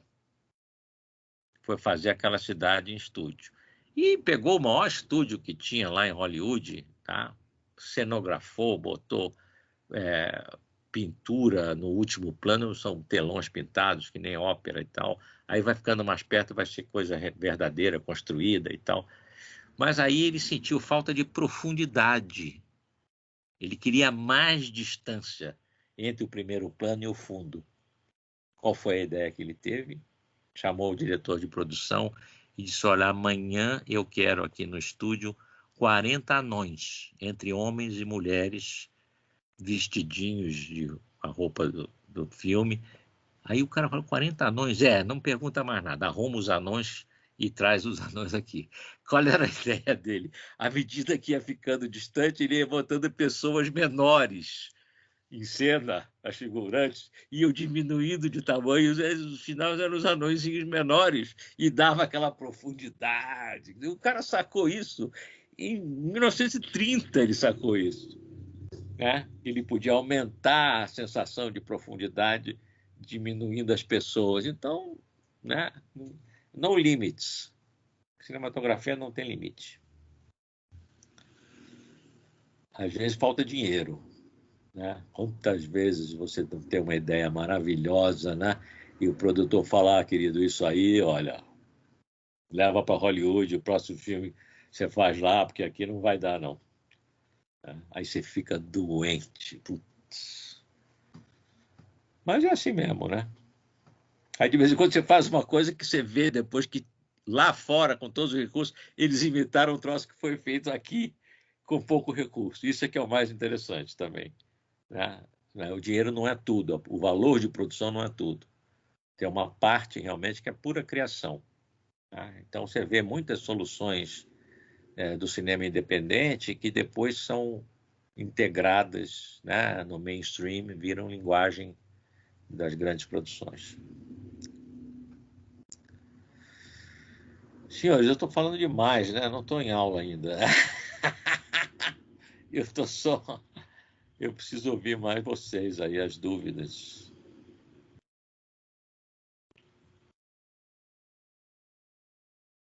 Tá ok? Qual era, Carlos, desculpa te perguntar, qual era o filme do Stromheim que tu te referiste, que eu perdi? Chama Grid. Grid é Grid, usura.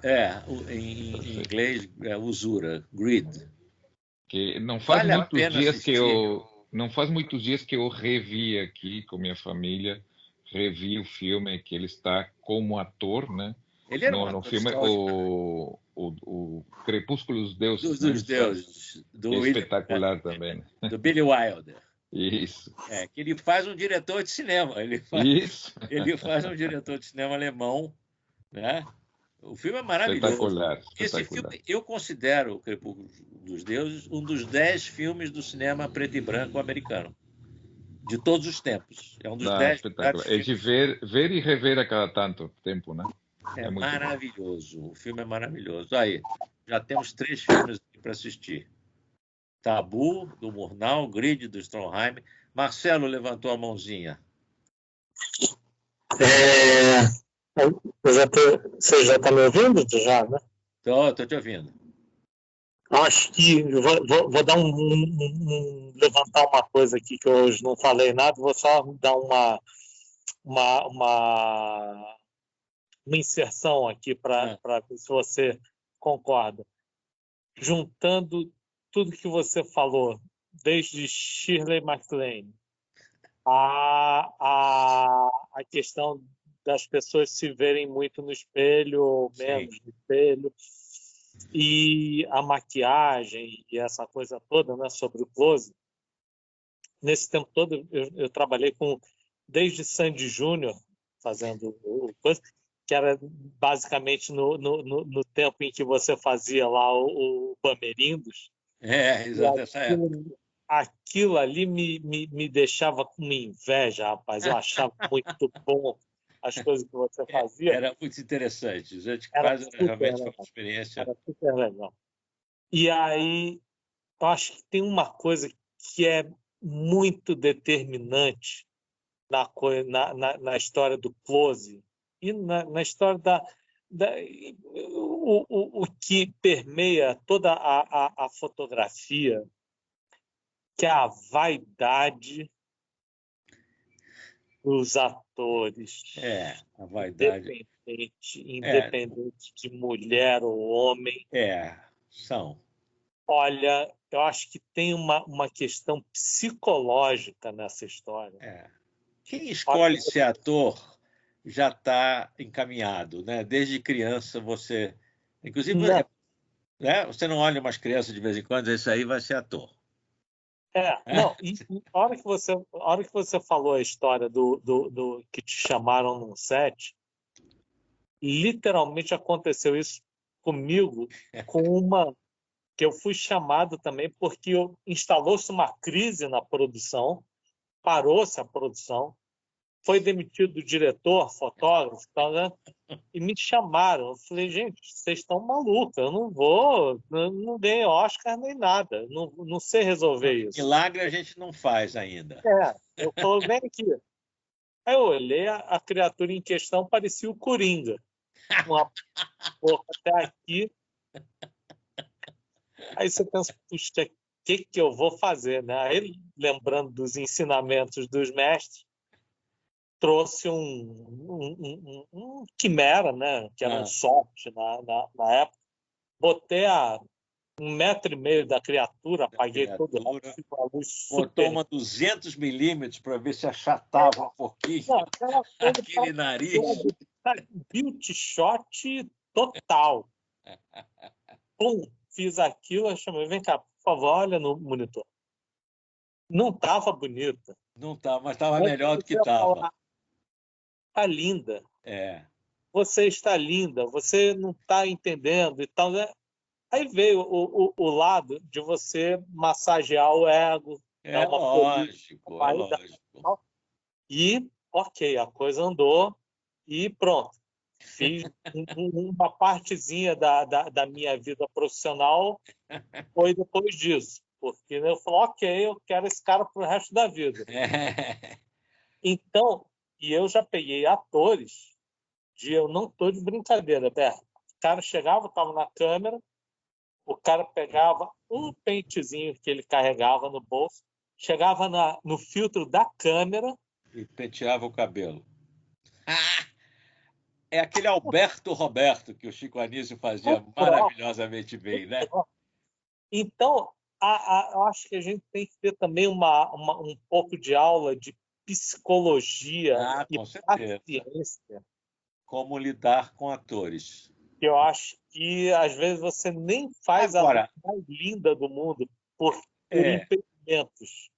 Porque tem casos que são para psicólogo, que sai do fotógrafo vai para o psicólogo. E tem casos que sai do psicólogo e vai para o pitangui. Só resolveria com o pitangui. Essa aí é muito boa. Deixa eu só falar essa, só rapidinho. Eu, uma vez, estava filmando, e lembra que, na época, os tripés tinham uma estrela de madeira? Lembro. Aí tinha aquela estrela, né? Aí eu estava filmando, aí mudamos a câmera de posição, aí eu virei para o maquinista assim, traz a estrela. Aí a atriz chegou e falou, é comigo? Você está me chamando? Traz a estrela. Ela já logo se manifestou, me chamaram. Então, para você ver como é que elas se consideram estrelas totais. Então, como a Amada está dizendo, a psicologia tem que estar presente o tempo todo. Como é que eu ia falar para ela que não era ela, era um exato. Não, outra estrela. Outra estrela. Aí piorava.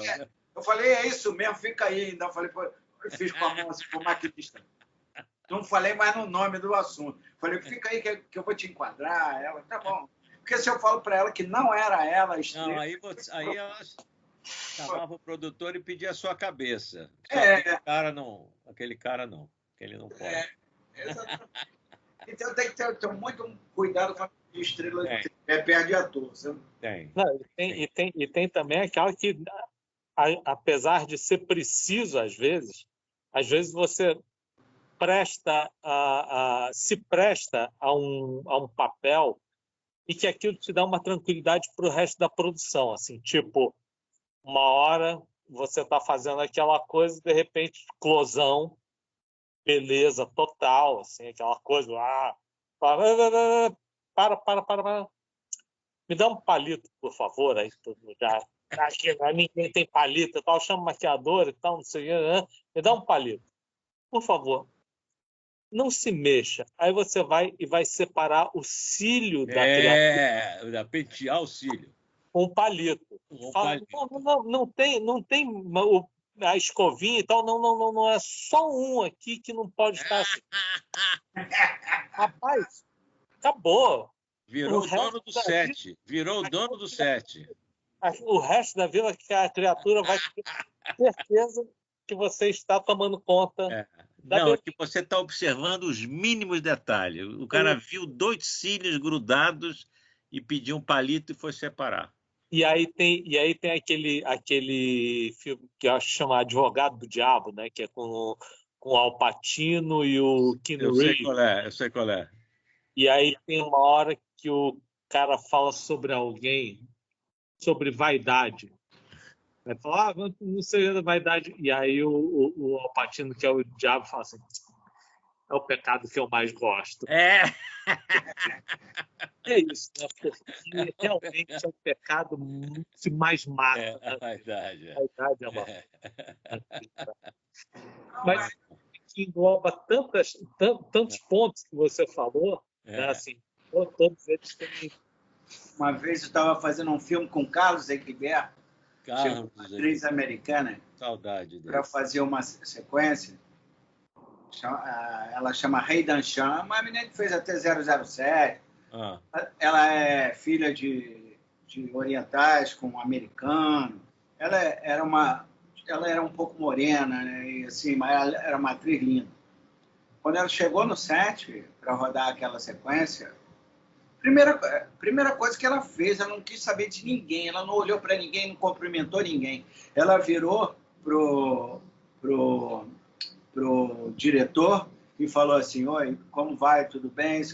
Se apresentou lá o diretor, né?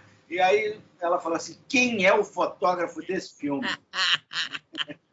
Aí era o Carlos Egberto. Aí ele falava um inglês britânico perfeito. Ele falou assim. Ele falava inglês melhor do que os ingleses que eu conhecia, o tio Egg. Aí sorte dela, porque aí o diretor falou, Carlos Egberto. Ela falou assim, eu preciso muito falar com ele antes de qualquer coisa. Antes de ir para maquiagem, eu preciso encontrar esse homem. Que fantástico. O tio Egg, eu tenho história que dá para encher um livro com ele. Eu conheço ele desde antes da gente ser profissional. Ele morava ali na República do Peru, em Copacabana. Isso mesmo. E ele fazia umas sessões de 16 milímetros na casa dele. Você chegou aí, essas sessões? Não fui, não. Sérgio Augusto ia. O Otto Maria Carpo ia. Eu conheci o Otto Maria Carpo assistindo o filme na casa do Carlos Egberto. Pois é. Uma perda incrível. Essas sessões eram maravilhosas. Mesmo que o filme fosse ruim, a plateia era tão bacana que você tirava algum proveito. Esse menino que hoje era assistente, que o pessoal chama ele de Laparecchio. Como é que é o nome dele? Marcelo Rocha. Hein? Marcelo Rocha. Tá morando aqui. Marcelo Rocha. Ele ganhou esse apelido de Laparecchio porque o Carlos Egberto cismava de chegar no set com 3 fotômetros, entendeu? E o Marcelo era assistente dele. E o Egberto, ela dava uma maluquice na cabeça dele. Ele falava assim, na hora que eu for fotometrar, ele fotometrava com um, aí depois pegava o outro, aí depois pegava outro. Ele tinha uma mania que falava, Marcelinho, você fica do meu lado. Porque na hora que eu fotometrar eu vou fotometrar com o primeiro fotômetro e vou jogar ele pro alto. Se tu não pegar, tá despedido. Aí ele gritava assim, Laparecchio, e jogava o fotômetro, Marcelinho tava louco. Laparecchio. Aí ele pegou esse era uma figura. Ele era uma figura. Esse era uma figura. O único filme que eu dirigi na minha juventude, ele foi o fotógrafo. Ele tinha uma Pathé Vebo 16. Tinha, bater. E aí a gente já era amigo e tal. Eu resolvi fazer um filme com o pessoal da arquitetura. Eu entrei para a arquitetura, só fiz cinema. Fundei o Cineclube, fiz esse curta e tal. E aí eu chamei o Egg para fotografar. Que fantástico, as histórias dele. Ele realmente...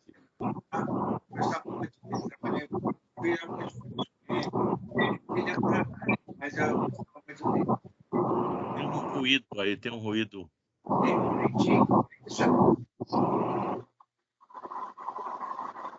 Tem algum microfone aberto com ruído forte. Isso é, pessoal com calor.